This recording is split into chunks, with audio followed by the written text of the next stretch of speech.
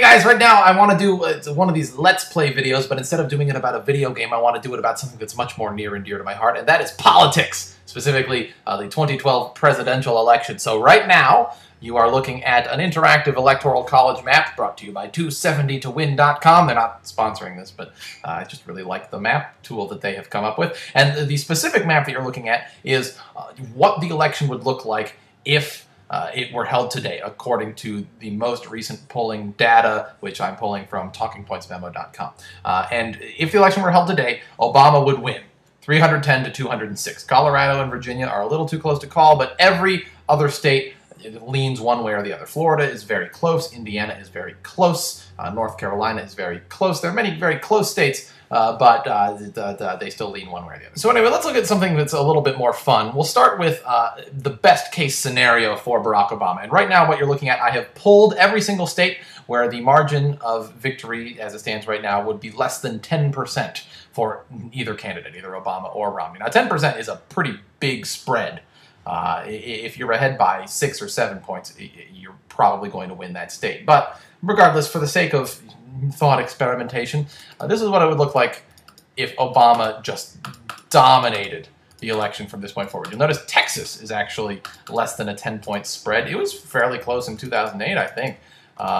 But still pretty solidly Republican. I think Romney has a 7-point margin in Texas right now. So if Obama dominates everything, this would be a complete validation of his policies. This would be a mandate. He would be able to do what he wanted with his second term as president. He would win 420 to 118. Not particularly likely, but fun to look at. To the contrary, what would happen if Romney absolutely dominated the media narrative and won every single state where the margin is less than 10 percentage points? Well, it would look like this. And, I mean, again, not going to happen. There hasn't been a Republican who's done this since Ronald Reagan was reelected, and he won every single state except for Minnesota and the District of Columbia. So that was a sweep. So this next map, I pulled every single state where the margin is less than 5%, simply leaners. This is in the territory where the poll's margin of error could flip it one way or the other. We don't know how these states are going to vote, essentially. But you'll notice that Barack Obama still wins the election.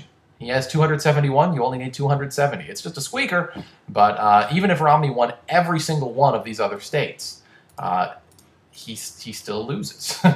Yeah, 271 to 267. And even this is kind of ridiculous, because if Romney was to win all of the swing states, he would need to turn the national narrative on its head to a point where he'd win more than just the swing states. So the real Romney win condition in my book looks something not like this. This is a starting point. So this is, once again, if the election were held today, how the votes would happen. And Romney essentially needs to undermine Barack Obama's economic argument. He needs to say Obama's economic policies have failed. And where would you do that? You would do that in the Rust Belt, in places like Michigan, Ohio, Pennsylvania. Mitt Romney's dad was governor of Michigan when Mitt Romney was growing up. So there's a little bit of a legacy argument to be made there. Michigan is also home of the auto industry and Barack Obama's famous auto bailout. And so essentially, if Mitt Romney can convince the people of Michigan that Obama's policies that have very directly affected the state of Michigan have not worked, then that undermines Obama's argument for the entire country. So it starts with Michigan, it also bleeds into Ohio, Pennsylvania, states that have lost a bunch of manufacturing jobs. And just flipping those three, you'll notice that suddenly Romney has pulled ahead 260 to 256.